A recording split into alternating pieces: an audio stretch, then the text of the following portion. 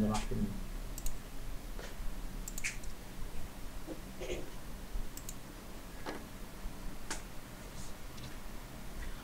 Bismillahirrahmanirrahim. Assalamualaikum warahmatullahi wabarakatuh. Alhamdulillahirabbil alamin wassalatu wassalamu ala asyrafil anbiya wal mursalin sayyidina wa maulana Muhammad wa ala alihi wa sahbihi ajmain. Rabbi shrah li sadri wa yassir li amri wahlul 'uqdatam min lisani yafqahu qawli. Sidang pendengar yang dirahmati Allah sekalian, pada petang yang berbahagia ini saya ingin berkongsi ilmu tentang kekeluargaan dan juga tentang ilmu metafisik. Kaitannya ilmu metafisik dalam kekeluargaan. Baik, sekarang saya paparkan surah dari surah At-Taghabun, satu potong ayat yang ke-14 ya. A'udzu billahi minasyaitonir rajim. Bismillahirrahmanirrahim. Ya ayyuhalladzina amanu, wahai orang-orang yang beriman. Jadi ayat ini begitu kasihnya, sayangnya Tuhan kepada hamba Dia yang beriman. Jadi Dia bercakap secara direct dengan hamba Dia yang beriman ini. Ya ayyuhalladzi, wahai hamba-hambaku yang beriman, inna min azwajikum, sesungguhnya di antara istri-istrimu. Jadi ayat ini ditujukan kepada suami. Wa auladikum, dan di antara anak-anakmu, aduwwul lakum, ada yang menjadi adu, musuh bagimu. Fahzaruhu, maka berhati-hatilah kamu. Ya, maka berhati-hatilah. Ada di antara anak yang kamu lahirkan itu, dia itu menjadi musuh bagimu. Maka berhati-hatilah kamu dalam hidup ini terhadap mereka. Tunaikan sebagai kewajiban kamu sebagai ibu, sebagai ayah. Namun jika kamu maafkan dan mengampuni mereka, wa in ta'fu, kalau kamu memaafkan, wa tasfahu, dan mengampuni mereka, wa taghfiru, fa innallaha ghafurur rahim. Sesungguhnya jika kamu memaafkan dan tidak memarahi serta mengampuni mereka, tidak memarahi dan mengampuni mereka, fa innallaha, maka sesungguhnya Allah itu ghafurur rahim, lebih lagi pengampun dan lebih lagi penyayang. Maka dalam hidup ini ada sesuatu yang kadang-kadang tak diduga datangnya masalah dalam kehidupan ini yang datang dari keluarga sendiri. Ini yang paling menyakitkan. Datangnya masalah bukan dari orang lain, bukan dari keluarga jauh, tapi dari dalam diri sendiri. Orang kata gunting dalam lipatan. Dan saya mendengar ceramah-ceramah daripada rekan-rekan yang sudah belajar metafisik ya. Ilmu metafisik yang ini ya, mungkin Anda sudah tahu dan mungkin Anda belum tahu. Mungkin ada yang mengatakan entah apa-apalah ilmu metafisik ini, ilmu numerologi ini. Anak-anak yang di tengah ini, yang di bucu bawah ini, nomor 3, dikatakan adalah anak-anak antara yang tadi, yang menjadi musuh bagimu. Waktu dia kecil, dia menjadi musuh bagi orang tuanya. Untuk penjelasan lebih lanjut, saya mempersilakan tuan-tuan dan puan Assalamualaikum untuk dan salam melihat sejahtera. satu Bertemu kita lagi klip video dalam yang saya ambil dari sahabat saya, itu Said Zam. Anda boleh pergi ke YouTube beliau, Said Zam. 23 Anda saya melihat nak cover bagaimana tentang dia menguraikan nombor anak fizikal yang atau bertujuh. rohani kan, orang yang pemilik 7 ni. 7 ni key point dia, keywords dia adalah kawan. So bila ada orang you scan kawan-kawan ke family ke yang ada dalam 7, kita nampak karakter dia. 7 ni memang seorang yang penting ke kawan, sangat-sangat penting kawan. Seorang kawan yang baik kan, dia protect kawan dia. Tapi 7 ni kan dia suka berselagah lah. Masa muda kan mungkin tak ngam dengan mak ayah kan. Dia ada je setelah meningkat dewasa seorang anak yang taat kan. Tapi mula-mula dulu memang banyak kontroversi kan. Ada je benda tak puas hati kan, berselagah kuat. And then nombor 7 ni kan, dia juga seorang yang cerewet. Dalam bahasa halus dia teliti lah kadang kan. Dia bukan tu macam dapat wife kan, nombor 7 ni kan dia teliti lah. Dia memang nak yang sempurna kan, nak betul-betul detail lah. Kalau siapa pernah ada wife ke husband nombor dia tahulah karakter yang maksudnya seorang yang cerewet ataupun teliti. ada je Oleh tak sebab puas hati itu kan. kata Said Zam, beliau pandai So, menarik macam penonton. perfectionist juga kan, nak benda yang sempurna lah. Walaupun So orang nombor beliau 7 tu ni kan orang dia yang senang biasa-biasa popular je, tau, tapi cepat beliau famous. mempunyai Sebab apa tau? sepertinya Dia pandai bakat tarik penyokong. interpersonal untuk Dia ada memanggil, je kawan kan, menarik mana-mana orang kan, ke celah-celah arah mana pun ada kawan kan. So dan orang ni boleh pandai dijadikan tarik kawan. penyokong. Ini So dia memang punya apa positif kalau tu, ada boleh dijadikan power kawan pandai sebagai tarik seorang penyokong ni sahabat biasanya yang sesuai lah baik dalam bidang yang politik sanggup kan. menolong ketika anda dalam So kesusahan. semangat setia kawan yang tinggi, Namun sikap semangat yang setia tak kawan baik yang dari tinggi kan. orang So orang macam ni adalah kalau you kadang-kadang dia buat kawan bagus lah. melukai Kalau kereta you rosak tengah pagi tu, you call dia orang turun. pasangan yang tanpa Kan, dia turun sebab dia semangat kawan dia tinggi. antara kerja So orang sahabat yang ini baik adalah kan. kerja So bidang kategori politik. saya ada Macam kawan tadi, yang nombor Dr. 7 kan. Din, So Dr. tapi Muhammad masalah Ustaz Azhar nombor 7 ni Idrus, kan dia siapa dia lagi? melukai Tuan pasangan Dr. ni tanpa Mahdi dia sedar. sendiri adalah orang nombor Kenapa 7, tahu? orang Sebab dia yang- pentingkan kawan dia kan. Kadang-kadang orang yang isteri dia ke husband ni kan terlibat dia dalam abaikan dunia kan. Dia politik. lebih pentingkan kawan dia kan. orang buat So bisnes kena tu ubah boleh tu kan. boleh, dan juga Sebab memang dah analogi kerja perjalanan hidup dia kan, dia pentingkan kawan kan. berkaitan komuniti. So tak boleh buat Baik, apa kan. kembali pada ini, saya ditanya baru ni, siapa yang mula-mula menciptakan rumus metafizik ini. Saya baru teringat saya belajar dengan saudara saya Zazli 2 tahun lepas kalau tak salah di Kuala Lumpur. Dia bercerita orang yang pertama menemukan pasal ini adalah orang Islam. Orang Islam sendiri yang menemukan pasal metafizik tarik lahir ini. Di mana 3 segi itu adalah rahim ibu. Di mana di sini adalah potensi seorang manusia untuk keluar dari rahim ibu, dia membawa potensi apa. Ya. Maka di sini pada tarikh ini yang saya tunjukkan, tarikh 27 bulan 8 2010, 2 tambah 7 9 8 8 2 3 dan orang ini adalah orang nombor 2. Orang ini, orang yang di tengah tu, yang bucu tu nombor 2, dia ini dominan pada suara. Saya nak bicara hari ini adalah orang nombor 7. Orang nombor 7 yang mana orang ini kata dengan Said Zam adalah orang yang mempunyai masalah dalam keluarga waktu kecil. Jadi saya mengajak anda untuk, kalau betul dalam keluarga anda ada anak-anak yang menjadi musuh kepada anda, cuba anda tengok tarikh lahir dia tu betul ke tidak dengan ini. Tapi kata dengan saudara kita Said Zam, dia menjadi musuh itu tak kena semua tu waktu dia masih remaja, tapi bila dah besar dia akan kembali menjadi normal, dia kembali sedar apa yang dia buat selama ini itu salah. Ya ayyuhallazina amanu, wahai orang-orang yang beriman, inna min, sesungguhnya antara istrimu wa auladikum, anakmu itu ada yang menjadi musuh bagimu. Selain daripada anak dan isteri itu menjadi fitnah, cobaan bagi orang Islam, dia juga ada di antara, tak semua menjadi musuh. Maka berbahagialah tuan-tuan dan puan-puan kalau ada anak, kalau ada isteri yang tidak menjadi musuh bagi anda. Ya, ada antara isteri itu jadi musuh. Apa yang suami buat, dia ditentang suami dia, tak mau ikut suami dia. Ini contoh berlaku pada seorang Nabi Nuh alaihissalam. Tuhan telah tunjuk sampel dalam dunia ini, bukan orang biasa. Nabi sendiri pun ada, anak dia, isteri dia tak mau ikut dia. Apatah lagi kita manusia biasa, kalau ada berlaku seperti ini, maka itu sejarah terulang kembali. Maka Tuhan mengingatkan, ya ayyuhallazina amanu, wahai orang yang beriman, sesungguhnya di antara istrimu dan anak-anakmu mungkin ada yang menjadi musuh bagimu. Fahdharuhu, maka berhati-hatilah dalam hidup ini. Wa in ta'fu, kalau engkau maafkan, wa tasfahu, tidak marah mereka, wa taghfiru, dan kamu ampunkan dosa-dosa mereka. Fa innallaha, sesungguhnya Allah itu lagi Maha Pengampun, lagi Maha Penyayang. Jadi siapakah di sini yang sedang mendengar saya punya ceramah ini, kalau anda ada anak yang ataupun adik-beradik yang menjadi musuh dalam keluarga, saya mengajak anda untuk melihat dia punya tarikh lahirnya. Kalau menurut saya bertemu 2-3 hari ini dengan Said Zam, dia punya huraian orang nombor 7. Selama ini saya tahu orang nombor 7 itu orang yang glamour, orang yang ramai kawan, mudah didekati, mudah mendekati. Jadi tambahan lagi, orang nombor 7 ini adalah orang yang suka melawan mak ayah waktu kecil. Dan kita boleh tengok menurut kajian-kajian telah dibuat, alhamdulillah menurut beliau melawan itu waktu kecil, bukan selama sampai mati.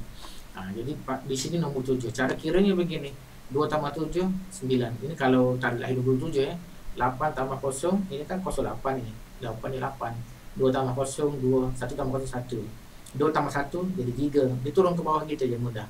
9 tambah 8 itu adalah 17. 17 itu dipecah 2, 1 dan 7. 1 tambah 7 jadi 8. Dan 8 tambah 3 di bawah ni, 8 tambah 3 11. 11 itu pecah 2, 1 1 jadi 2. Ini orang nombor 2. Jadi cuba tengok apakah betul apakah betul kalau ada Anda punya anak nombor 7 yang selalu bermusuhan dengan ibu ayah dia. Ada je yang tak kena, dia bangkang. Baik, inilah perkongsian pada petang ini yang saya suka nak kongsikan.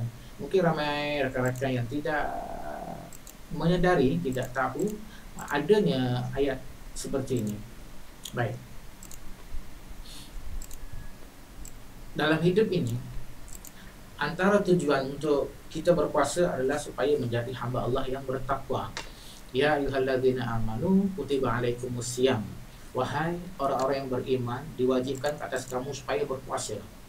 Kama kutiba alal ladzina min qablikum, sebagaimana telah aku, kata Tuhan, wajibkan ke atas umat-umat sebelum kamu berpuasa. La'allakum, tujuannya, objektifnya, tattaqun, kamu menjadi insan yang bertakwa. Kenapa takwa? Karena takwa adalah tiket untuk masuk ke syurga. Ya, kalau tuan-tuan pergi ke stadium nak masuk tengok bola, kena ada tiket dia kan. Panggung wayang ataupun naik bas, naik kapal terbang, ada tiket dia. Mana tiket dia? Tak ada tiket, ya balik. Walaupun you dah beli tiket, tapi sampai di airport you tak ada bukti you sudah beli tiket. Nak tunjuk dengan telefon, print screen pun tak ada, yang di print pun tak ada, you mungkin gagal naik kapal terbang. Macam itulah, nak masuk syurga perlukan tiket. Apa tiketnya? Tiketnya adalah takwa. Tiketnya adalah takwa. Dan apakah takwa? Guru saya di Aceh ada menghuraikan. Saya nak tunjuk gambar guru saya, ada ke tidak sini? Gambar guru saya di Aceh. Oh bukan. Oh belum saya masukkan lagi. Jadi guru saya waktu kami belajar dulu, bila menghuraikan makna takwa itu adalah dalam surah Al-Imran, dihuraikan arti takwa tadi dalam surah Al-Imran ayat yang ke-17. As-sabirina, sabar. Jadi orang bertakwa itu adalah orang yang sabar dalam hidup ini. Sabar bukan sekadar sabar ketika bulan Ramadan lapar dan haus, dan malamnya bertarawih dan subuhnya bangun awal lagi untuk untuk bersahur. Sabar dalam segenap kehidupan. Kerana ada kalanya dalam hidup ini kita didatangi oleh tamu yang tidak diundang, iaitu namanya masalah. Apa itu masalah? Masa dan Allah. Di mana satu masa nanti dalam hidup ini ada satu masa-masa yang kita kalah dalam hidup ini. Kita tidak boleh melawan, kita tak berdaya, kita berserah diri, jatuh terjelepuk duduk tepi dinding. Ada keadaan begitu. Kita tidak selamanya di atas. Karena hidup ini adalah seperti putaran roda. Ada satu masa kita ada masalah hidup ini. Entah masalah itu datang dari anak sendiri, entah dari suami, entah dari isteri, entah dari jiran, entah dari tempat kerja, entah dari orang lain yang sudah lama sudah puluhan tahun, belas tahun, datang masalah itu. Sabar menghadapinya. Yang kedua, orang yang bertakwa itu adalah as-sadiqina. Itu orang yang jujur, orang yang benar. Abu Bakar As-Siddiq, sahabat Nabi radhiyallahu anhu, digelar Abu Bakar As-Siddiq radhiyallahu anhu. As-Siddiq itu adalah orang jujur. Di dalam hidup ini, orang yang mendapat predikat hamba Allah yang bertakwa itu adalah orang yang selalu menjaga kejujuran dalam hidup ini. Jujur di hadapan orang, jujur di belakang orang. Manusia tengok, manusia nampak, tak nampak, dia tetap jujur. Kalau bulan Ramadan ini kita jujur puasa dari sebelum matahari terbit waktu subuh sampailah menjelang maghrib, kita menjaga. Walaupun kita tengok tak ada orang nampak, tapi kita tetap jujur. Dan bawa sifat jujur ini dalam kehidupan kita sehari-hari selepas bulan Ramadan ini sampai kita bertemu dengan Allah Subhanahu Wa Taala. Yang ketiga adalah al-qanitin. Al-qanitin ini tafsirkan sebagai orang yang tetap patuh, konsekuen lah, kepatuhan yang terus menerus kepada Allah dalam kehidupan dia. Yang keempat, yang ketiga patuh. Yang keempat al-munfiqina. Orang yang bertakwa itu adalah orang yang dalam hidup dia ni, harta yang dia dapat itu dia nafkahkan pada orang lain. Maka kalau kita orang miskin, kita perlu mencari duit sebanyak-banyak, karena kita nak dapat bahagian ini, bahagian bersedekah. Kalau kita miskin, kita tak ada bahagian bersedekah harta. Aku tak ada duit nak sedekah. Makanya bahaya juga menjadi orang miskin. Walaupun Nabi sendiri tidak mau kaya, ada kalanya ada bahaya macam ni. Orang hadis Nabi ada bagi tahu, kadal faqru an yakuna kufran. Dekat-dekat orang-orang fakir itu menjadi kafir. Kadal, dekat-dekat. Faqru, orang fakir, an yakuna, menjadi kafir. Kita pernah tengok Pakcik-pakcik bawa beca, duduk tidur hari Jumaat bawah pokok atas beca dia. Pakcik tak pergi solat Jumaat, tak ada kain. Nampak kan? Miskin, tak pergi solat Jumaat. Miskin apa? Miskin harta, miskin ilmu, miskin iman. Ini lebih teruk lagi.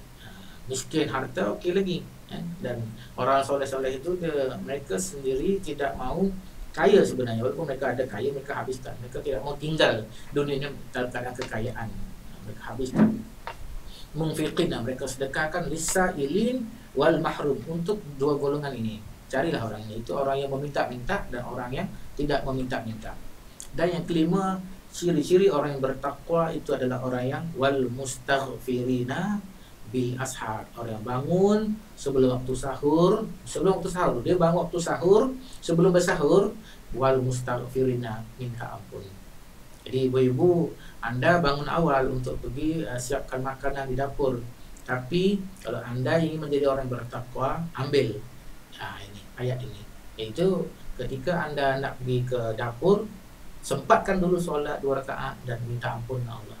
Ini kali itu masa yang terbaik. Kalaulah bangun tidur terus pergi dulu ke dapur, lepas sudah makan baru nak solat, baru nak minta ampun, biasanya itu sudah dekat dengan subuh, sudah dekat azan dah kelam kabut dah. Jadi waktu yang paling linang, tenang, tenteram itu adalah waktu-waktu yang sebelum kita bersahur lagi. Wal mustaghfirina, dan minta ampun di waktu sahur, waktu periode sahur tu. Jadi artinya apa? Waktu sahur itu adalah waktu penghujung hari, penghujung malam, nak timbulnya hari yang baru. Jadi maksudnya di sini falsafahnya begini, di penghujung kehidupan kamu, banyak-banyakkan minta ampun. Di hujung-hujung hidup kamu. Anda tahu bila hujung hidup Anda? Tak tahu kan? Ada 5 benda yang manusia tidak tahu, ya, dalam surah Al-Luqman ayat 34. Ada 5 benda. Salah satunya adalah manusia tidak tahu di manakah dia akan meninggal dunia. Entah di Madinah, entah di Mekah, entah dalam kapal terbang, entah di kampung, entah di bandar, entah di hospital, tak tahu di mana. Jadi kita kena sentiasa mengamalkan minta ampun pada Allah. Karena tidak ada guna kita jadi ustaz, tak ada guna jadi ustazah, tak ada guna jadi manusia biasa, orang kaya, orang miskin, kalau nanti nanti bertemu dengan Allah SWT, memikul beban dosa-dosa. Dulu kat dunia glamour sangat, orang hormat sanjung tinggi sampai ke langit, kata Ustaz Ebik dia. Tapi rupanya bila balik mengendong, membawa dosa-dosa, tak ada guna semuanya. Maka di hujung-hujung kehidupan ini, wal mustaghfirina, minta ampun pada Allah. Khususnya sahabat-sahabat yang sudah mencapai umur 40 tahun ke atas, dekat-dekat 40, 38, 39, stop. Ubah kehidupan anda, ubah corak hidup anda. Yang dulunya jenis manusia yang huha-huha, lepak lama di sana sini, anda pergi ke mana-mana, ada tujuan nak beli apa, terus ambil balik rumah. Dan anda baiki cara hidup anda, solatnya, auratnya, ya. Kalau dulu kita jadi cikgu perempuan, pakai baju t-shirt nampak lengan semua, itu tak boleh itu. Nampak ini sebahagian ini, minta ampun lah. Kalau ada gambar-gambar lagi yang kita pernah upload di Facebook, gambar-gambar yang kita pakai gitu, cari delete balik. Karena nanti kalau kita meninggal dunia, tidak ada orang boleh delete dari gambar-gambar kita tu.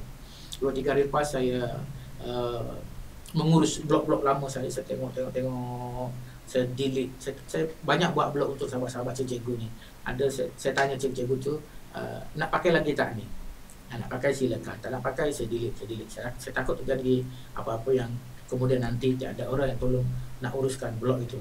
Dan saya tu jumpa satu blog Ati ni dari Terengganu. Beliau ni masuk dalam grup kami dulu, kaunselor, guru kaunseling. Tak lama beliau sakit dan beliau meninggal dunia. Beliau meninggal dunia tu di hospital kalau tidak salah, ya.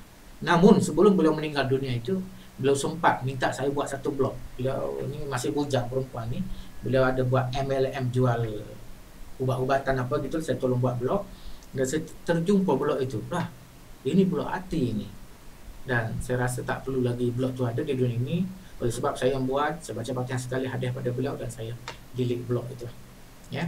Jadi perhatikan, hujung-hujung hidup ini kita kena banyak minta ampun. Yang dulu kita pernah buat dulu, kita baikilah cara pakaian. Ini ada anak-anak yang pergi ke pasar dengan ayah, dengan mak dia elok pakai tudung mak dia, anak dia tak pakai tudung. Apa hal ni? Apa hal tak nak pakai tudung ikut mak nak tunggu tua dulu. Kita tak tahu deh, kita tak tahu bila kita akan meninggal dunia. Jadi kalau boleh kita jadi orang yang baik dari muda lagi, itu yang terbaik. Karena ada nanti di padang mahsyar, ini kursi Tuhan, entah macam mana bentuk dia. Di bawah tu adalah tempat berteduh. Karena di padang mahsyar nanti tidak ada tempat yang berteduh, tidak ada tempat yang boleh manusia berteduh, walaupun sebesar lidi kelapa, kecuali aras Tuhan ini. Tempat ini kursi Tuhan. Besar kursi Tuhan macam mana nanti tengoklah nanti. Di bawah tu ada 7 golongan yang akan dipanggil. Kita panggil VVIP lah 7 golongan ini. Siapakah golongan itu? Yang pertama, kedua, ketiga antaranya adalah orang-orang yang wasyabun, pemuda-pemudi, nasya'a, yang membesar dalam keadaan beribadah kepada Allah. Jadi cubalah menjadi anak yang baik dari awal lagi. Nanti jangan tunggu tua dulu. Nantilah aku tua dulu, aku tengok orang lain belum mati lagi, aku mungkin umur panjang. Itu tak ada begitu, tak ada sifat begitu. Meninggal itu secara umumnya orang tua dulu kan, tapi bukan begitu semestinya. Jadi mungkin ini adalah kita berada di penghujung kehidupan kita nih. Minta ampun sebagaimana dalam surah tadi saya bacakan tadi ini, kena banyak-banyak minta ampun Allah Subhanahu wa taala. Wahai orang-orang beriman, mana tadi ni? At-taghabun ni. Wal mustaghfirina bil ashar, bangun minta ampun bersahur. Jadi kalau selama ini kita selalu bangun bersahur tapi tak sempat minta ampun dengan Allah, sekarang jadikan satu amalan baru hidup kita ini, bangun solat dan minta ampun. Mungkin dekat subuh, dekat sahur, ataupun anda bangun lebih awal lagi, entah itu pukul 2, 3 pagi, sempat terbangun, terjaga solat dan jangan tinggal doa minta ampun. Itu paling mahal. Orang kadang-kadang dia minta apa dia dalam hidup ini, minta murah rezeki, minta sehat, itu penting juga, tapi lebih penting lagi adalah minta ampun. Karena kita sakit kat dunia ni, dia akan berakhir, ending, ada ending dia. Tapi kalau mati besok tak ada dosa, tak diampunkan, tak ada orang yang boleh membantu kita. Baik, demikian saja tazkirah pada petang ini. Saya combine ilmu kekeluargaan dengan ilmu metafizik dengan apa yang disampaikan oleh Ustaz Izam. Bismillahirrahmanirrahim. Assalamualaikum semua. Saya minta maaf salah dan kurang. Terima kasih atas perhatian. Sekian, assalamualaikum warahmatullahi wabarakatuh.